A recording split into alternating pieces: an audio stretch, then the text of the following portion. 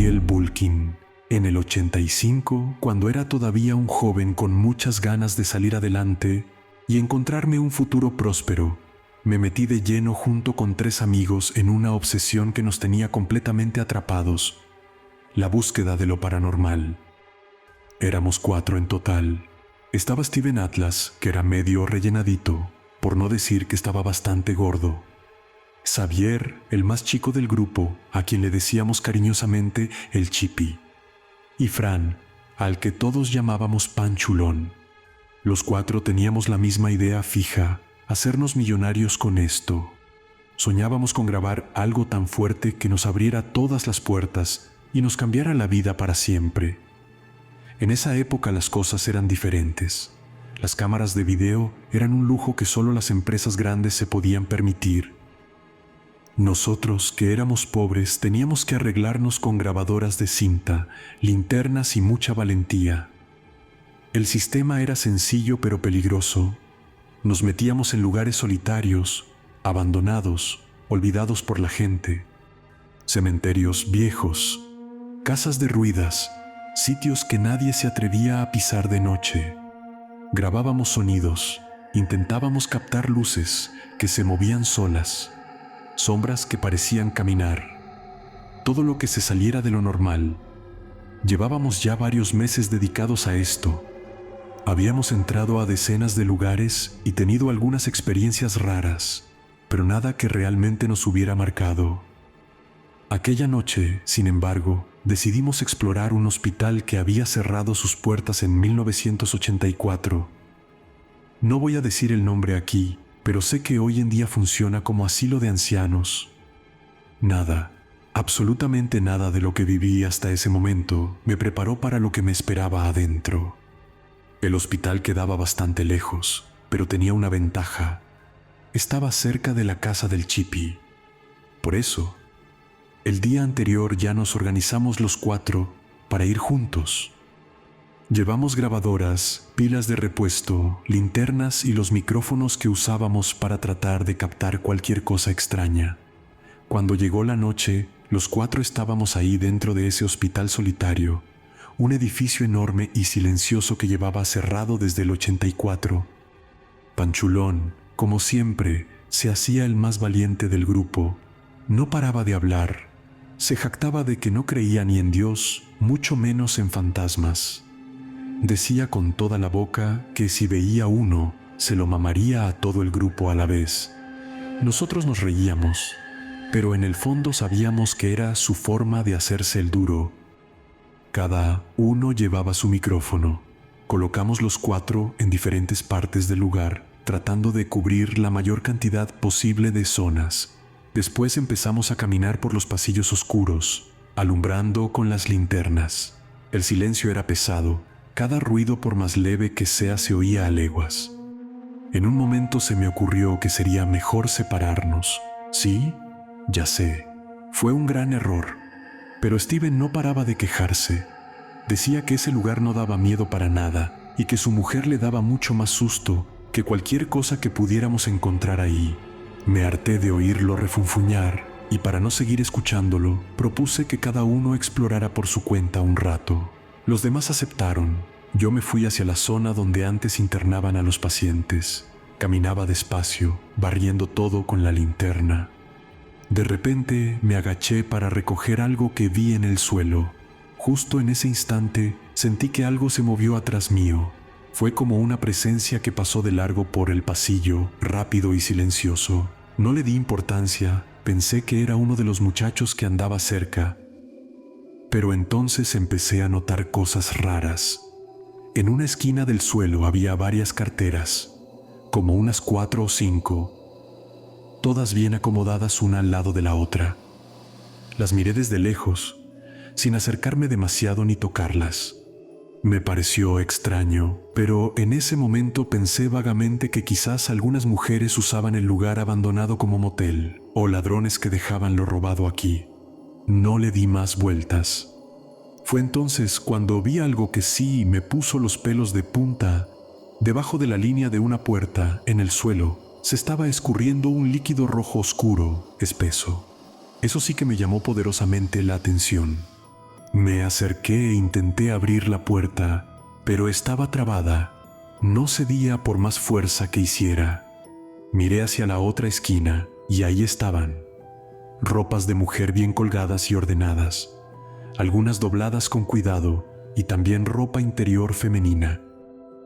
Todo colocado de forma demasiado prolija para un lugar abandonado. Otra vez me vino el pensamiento del motel, pero algo en esa escena no terminaba de cerrarme. Ya no me sentía cómodo. Apagué la linterna un segundo para escuchar mejor y el silencio se volvió todavía más denso. Me apresuré a buscar a los chicos y sin discutir mucho, decidimos salir de ahí rápido. Una vez que salimos del hospital y nos reunimos afuera, les conté todo lo que había visto adentro. Las carteras acomodadas en la esquina, el líquido rojo oscuro que se escurría por debajo de la puerta, las ropas de mujer colgadas y dobladas con tanto cuidado, la ropa interior, todo. Ellos no me dijeron nada. Panchulón y Xavier se quedaron demasiado callados. Me escuchaban, sí, pero no me miraban a la cara. Tenían la mirada perdida, fija en el suelo o en la nada, como si algo les hubiera apagado la voz de golpe. Steven, en cambio, se encogió de hombros y soltó que todo eso era aburrido, que el lugar no daba miedo para nada y que mejor buscáramos otro sitio. Panchulón y Xavier, serios y sin decir una sola palabra, se despidieron esa misma noche. No hubo bromas, no hubo risas, nada. Simplemente se fueron. Al día siguiente intenté hablarles otra vez. Les propuse volver, les dije que lo que había visto me tenía intrigado y que teníamos que investigarlo. Nadie quiso, ni uno. Me dejaron claro que para ellos el tema estaba cerrado. A mí, en cambio, esa imagen no se me iba de la cabeza. Me intrigaba demasiado. Por eso decidí regresar, con ellos o sin ellos. La noche siguiente volví solo. No quería estar completamente solo, así que me llevé a mi perro Austin. Era uno de esos perros normales, de los que viven mucho y casi nunca se enferman. Un compañero fiel y tranquilo. Ya estaba dentro del hospital a las 9 de la noche. Austin me ayudaba a olfatear para encontrar más rápido esos lugares donde había sangre o cosas raras. Caminábamos despacio por los pasillos oscuros. De repente, Austin se puso alerta y me llevó hacia una sala grande que creo que en su momento había sido de cirugía. En uno de los pasillos pude ver claramente que se encendía una luz por el agujero de la puerta. Austin fue directo hasta ahí y se quedó parado, con las orejas tiesas. Cuando yo llegué, la luz se disipó como si nunca hubiera estado. La puerta no estaba cerrada. La empujé despacio y me encontré con algo completamente inusual. Era un altar. Había velas, algunas todavía encendidas, estatuas de la muerte o yo, qué sé de qué eran, fotos de unas mujeres y también identificaciones de las mismas mujeres, exactamente las mismas que aparecían en las fotos. Una de las fotos me llamó la atención fuertemente. El nombre me era un poco familiar.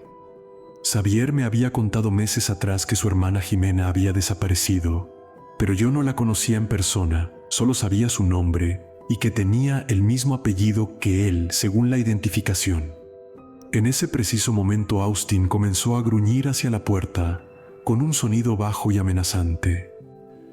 La puerta se abrió apenas 2 centímetros y luego se volvió a cerrar sola. Me asusté, el corazón me saltó en el pecho, pero no oí pasos de nadie caminando. Esperé un momento, agarré una de las estatuas pesadas del altar para usarla como arma si hacía falta y golpearía lo que fuera que entrara por ahí. Después abrí la puerta de golpe y no había nadie. Frente a mí, de donde yo estaba, había otra puerta semiabierta. Entré sin dudar. Vi una ventana rota y, a la izquierda, otra puerta también semiabierta. A la derecha estaba la puerta de lo que parecía ser el baño. Quien fuera que había estado ahí quizás ya había huido, pero Austin seguía olfateando un poco alterado, moviendo la nariz de un lado a otro como si todavía captara algo que yo no podía ver. Apenas oí un ruido fuerte que venía de otra sala, No lo pensé 2 veces y fui corriendo hacia allá. Cuando entré, me quedé helado. Era la misma sala donde había estado la noche anterior, la de las ropas de mujer y la mancha de líquido rojo debajo de la puerta. Pero ahora ya no había nada. Todo había desaparecido. Ni las carteras, ni las ropas perfectamente dobladas y colgadas, ni la ropa interior, ni la mancha en el suelo. Estaba completamente limpio, como si nunca hubiera pasado nada. Eso ya era algo serio. Alguien había estado limpiando y ordenando todo en horas. De repente, la puerta se cerró de golpe detrás de mí con un estruendo que retumbó en todo el pasillo. Intenté abrirla inmediatamente, pero estaba trabada. No era con llave, alguien la había atrancado del otro lado con un objeto pesado. Empecé a forcejear con todas mis fuerzas, empujando y tirando, pero no cedía. Fue entonces cuando comencé a oír ruidos horribles desde el otro lado. Sonaba como una pelea violenta, como si estuvieran aventando a alguien contra las paredes, como si fuera un muñeco de trapo. Golpes secos, cuerpos chocando, un sonido sordo y espantoso. El corazón me latía a 1000 por hora. Con toda la rabia y la desesperación que tenía, seguí empujando la puerta. Después de casi 1 minuto forcejeando como loco, finalmente cedió y se abrió. Quien la había cerrado usó una silla vieja y pesada para trabarla. Salí corriendo como un desesperado buscando a Austin, porque se me había quedado atrás. Lo llamaba a gritos mientras corría por los pasillos oscuros. Y entonces lo encontré. Mi pobre Austin estaba tirado en el suelo, muerto.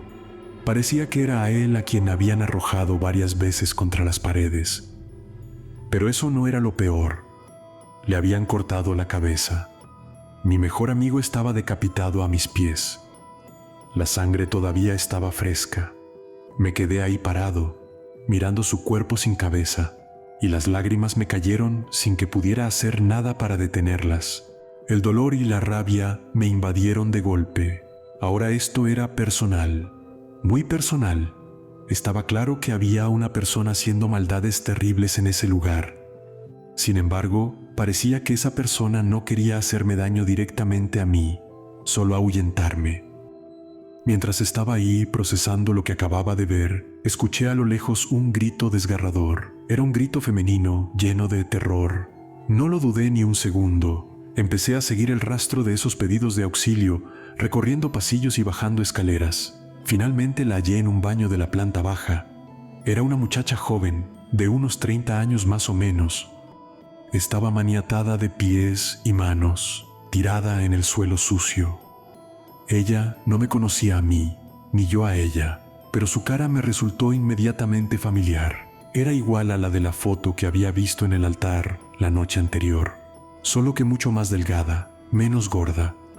En el suelo había restos de comida podrida, botellas de agua y un olor fuerte a podredumbre y orina que te golpeaba la cara. Cuando me vio, sus ojos se llenaron de desesperación y me suplicó entre lágrimas: «Por favor, ayúdame. Estoy aquí desde hace meses».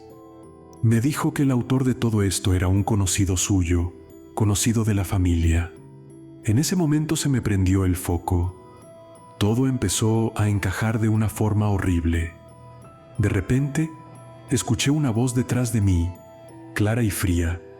«Pensé que matar a tu perro te alejaría de este lugar, Gabriel». Era una voz conocida, muy conocida. Me giré lentamente y ahí estaba Steven Atlas parado en la puerta, mi amigo, el mismo que decía que todo era aburrido y que mejor nos fuéramos a otro lado. La mujer empezó a llorar con más fuerza, en completo pánico. Entonces entendí todo. Austin no había ladrado, porque conocía a su asesino. Mi pobre perro había sido brutalmente asesinado por alguien en quien confiaba. ¿Hay algo peor que esto? Es como matar a tu propia madre. Era un monstruo. Steven tenía un machete en la mano derecha. Su mirada era puro odio, sin vida, como si ya no fuera la misma persona que yo conocía. Me dijo con una calma que me heló la sangre. Iba a ser más fácil que quitaras tus putas narices de este lugar. Yo te lo dije bien claro ayer. No es buena idea, vayamos a otro lugar. Pero no. El gran señor quiso seguir investigando. La verdad es que no quería terminar matando a un amigo. Pero ¿qué se le va a hacer? Steven era mucho más grande que yo y agitaba el machete en su mano con movimientos rápidos y violentos. Estaba decidido a matarme, se le veía en la cara. A mí no me quedaba otra que huir. Justo en ese momento vi un mingitorio roto tirado en el suelo. Cuando él se vino encima de mí, se lo aventé con todas mis fuerzas directo a la cara. No se lo esperaba para nada. El golpe lo hizo derrumbarse como un edificio demolido. Su cabeza chocó fuerte contra el sanitario y quedó noqueado en el piso. Pero casi al mismo tiempo empecé a oír un ruido, como pasos que se acercaban por el pasillo. Le dije a la mujer que esperara, porque mi cobardía en ese momento era más grande que cualquier otra cosa. Me oculté corriendo en la otra habitación de enfrente. Al cruzar el pasillo no vi a nadie. Me quedé quieto, esperando, con el corazón que me explotaba. Escuché otro ruido más, gemidos de la mujer, de sufrimiento. Pensé que se estaba desatando. Me preparé para atacar a quien fuera. Cuando pareció que alguien llegaba o se iba, salí de mi escondite, pero no había nadie. Pensé que era la mujer quien se había escapado corriendo, pero eran pasos demasiado pesados para una mujer. Volví al baño. Me encontré una escena espantosa. Steven ya no estaba. Se había incorporado y había desaparecido. La mujer que estaba maniatada ahora ya no tenía cabeza. Su cabeza estaba metida dentro del sanitario con la cara hacia abajo. La sangre corría por todos lados. Salí de ahí totalmente aterrado, corriendo como nunca en mi vida. Claramente tuve que llamar a las autoridades. Increíblemente, y por suerte, cuando llegaron encontraron más gente atada y siendo torturada por Steven. 2 de ellos eran Panchulón y Xavier. No lo podía creer. Por eso Steven no quería volver a ese lugar, y las caras serias y perdidas de Xavier y Panchulón el día anterior ahora tenían todo el sentido del mundo. En el hospital también hallaron 6 cadáveres de mujeres. Los estudios forenses decían que habían sido agredidas con extrema violencia, quemadas con cigarrillos. En la sangre de una de ellas encontraron que aparentemente murió por exceso de alcohol, como si la hubieran obligado a beber litros de whisky. Xavier rompió en llanto de la desesperación porque sabía que su hermana estaba ahí. Aseguraba que la había visto con vida y que por esa razón Steven lo había amenazado antes. Le dijo que mataría hasta a su madre si hablaba. Como Xavier era todavía muy joven, estaba aterrado. Para su mala suerte, la mujer que estaba atada en el baño era su hermana Jimena, y por mi culpa pasó a mejor vida. Cuando se lo dije, rompió en llanto desconsolado. Yo también lloraba la pérdida de Austin. Cada uno de nosotros perdió algo valioso esa noche. Yo perdí a mi mejor amigo, el perro que me acompañaba a todos lados. Pude haber detenido a Steven antes, pude haber hecho algo más, pero no le dije nada a Xavier. Nunca. Porque si le contaba que su hermana murió por mi culpa, me habría odiado toda la vida. Y yo no podía cargar con eso también. Algo que cabe destacar y que en el momento no me di cuenta es que Panchulón estaba sufriendo en silencio. Se estaba desangrando, pero no decía ni una palabra. Le daba pena, vergüenza, no quería molestar. Cuando por fin lo atendieron los médicos, descubrieron que Steven le había cortado el miembro viril. Definitivamente ese tipo estaba perturbado, enfermo de la cabeza. Lo peor de todo fue que Steven se escapó. Jamás lo encontraron. Desapareció como si la tierra se lo hubiera tragado. Pasaron los meses y Steven cobró la vida de Fran y de Xavier. Los dos aparecieron muertos con un balazo limpio en la frente. Fue una pesadilla que no se me borra. Enterré a mis amigos sabiendo que yo podría haber evitado todo esto. Hasta hoy día a mí no me ha pasado nada, pero hace apenas un mes recibí una llamada de un número desconocido. Apenas contesté, una voz fría y calmada me dijo: «Voy por ti», y cortó. No dijo más. Me quedé con el celular en la mano, helado. No puedo creer que un fugitivo que mató a mi perro, que torturó y asesinó a varias personas, que acabó con mis amigos, todavía siga con vida. ¿Cómo le hacía para escapar siempre? ¿Cómo se movía sin que nadie lo viera? Sin duda nació para esto. Es como si el diablo mismo le hubiera enseñado el oficio. Ahora vivo en otra ciudad. No voy a decir cuál para que Steven no me encuentre. Cambié todo: número, dirección, hasta el apellido en algunos papeles. Pero sé que aún me sigue el paso. Lo siento en la nuca cuando camino solo de noche, en cada ruido raro que escucho, en cada llamada que no contesta nadie. Sé que quiere matarme, y sé que tarde o temprano va a venir. Cada día miro por encima del hombro. Cada noche reviso las cerraduras 2 veces, porque Steven Atlas sigue ahí afuera, y yo soy el último de la lista.